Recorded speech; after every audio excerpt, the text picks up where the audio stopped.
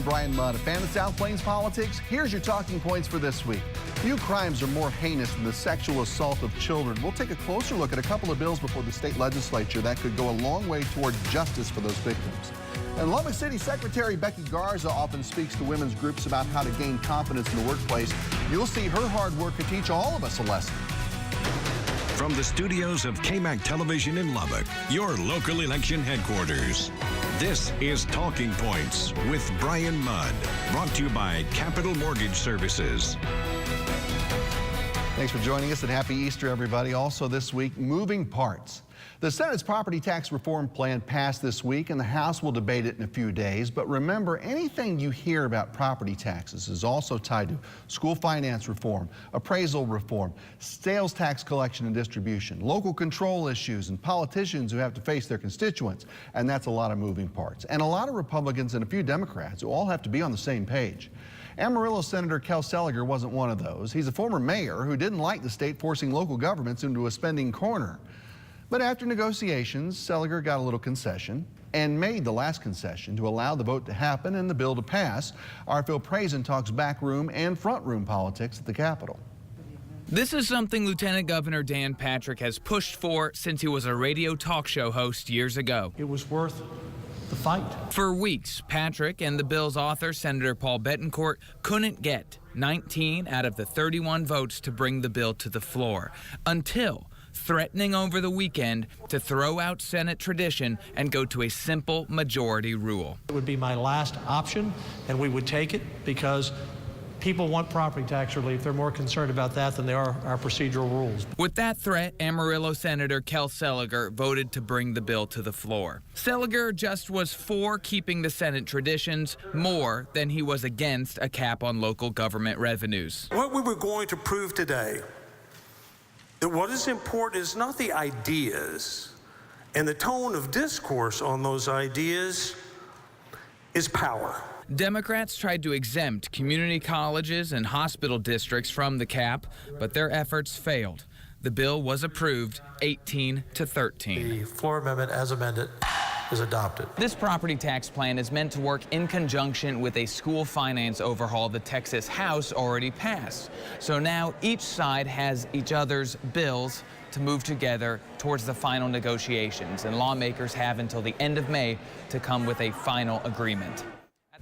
Phil Prazen in Austin. Now, how will all of this fit with you? Well, Matt Dotre with the Lubbock Avalanche Journal had a story with some numbers this week that some of you may have missed that can help explain the appraisal part of this a little. This year, the Lubbock Central Appraisal District reports that the average appraised value of a city home is up about 5.7% from last year. That's the number in which your property taxes are based. And in the last 9 years, that number is up 40%. It's a good thing if you're trying to sell your house, not so hot if you want to buy one or pay taxes on one. It all means that city taxes are up about 67% now since 2010. Does that mean our city politicians are automatically evil tax vampires? No. Things we all need have to be expanded, built, repaired, and things are just more expensive to pay for. So here's the bottom line. As of today, would you pay lower property taxes with Senate Bill 2 that passed this week? No. But it would help keep those bills from going dramatically higher from one year to the next. Will local governments and schools still be able to pay for the things they need? Yes, but they may have to work harder at making a case for some of those needs. Is there anything that will help me pay lower property taxes this year? Maybe, but you may have to pay a little extra sales tax on things you buy in order to get it. If we swap one tax for another, would that add up to any real savings? Too soon to tell, but a lot of Texas leaders are putting their reputations on it, including the governor, who spoke with us live on KMAC News earlier this week about how he wants all this to work. Well, listen, this is good for property tax payers, most importantly, who we are trying to benefit. The 3.5% is a limitation on raising your property tax rates at the county and city level. Very importantly, for schools, they would not be able to raise your property tax rates by more than 2.5%. One reason for that is because the state of Texas will be adding about $6 billion in additional funding for our schools, but also we will be looking for other strategies that will be reducing your property tax rates. Our goal is to make sure we leave this session with you paying less in property taxes in the future. Governor, you bring up so much with this, and there are so many moving parts to this, and every move made here affects everything else, and vice versa. You said that the property tax bill that eventually hit your desk has to have an automatic vote trigger for school districts as well. Take us through how you see a 2.5% trigger in the Senate bill and how that works alongside the additional billions you mentioned that the state has already promised for schools. Yeah, and I know this is complex, but all these different pieces have to fit together in order for this to work. One piece that I haven't mentioned yet is very important, and that is we need appraisal reform to prevent these skyrocketing appraisals in the state. The second piece is for the state of Texas to buy down your current property tax rates by 15%. And then the third piece is this cap or limitation on the ability of taxing authorities to raise your taxes. With schools, it's a cap of 2.5%. That way, when we buy down your rates, the only way to keep your rates down is to limit the ability of taxing authorities to go back in and raise them back up. That way, when all these pieces come together, you will have immediate and lasting property tax relief. That sounds like a big deal, because I tell you, a lot of folks in Lubbock County just got their appraisal bills recently, tears afterwards for a lot of folks.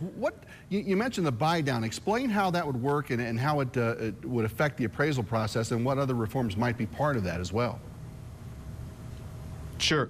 The way the buy down works is that typically for school funding, the buy down would relate only to school taxes, which is the largest part of your property tax, and it typically starts at a rate of $1 per valuation.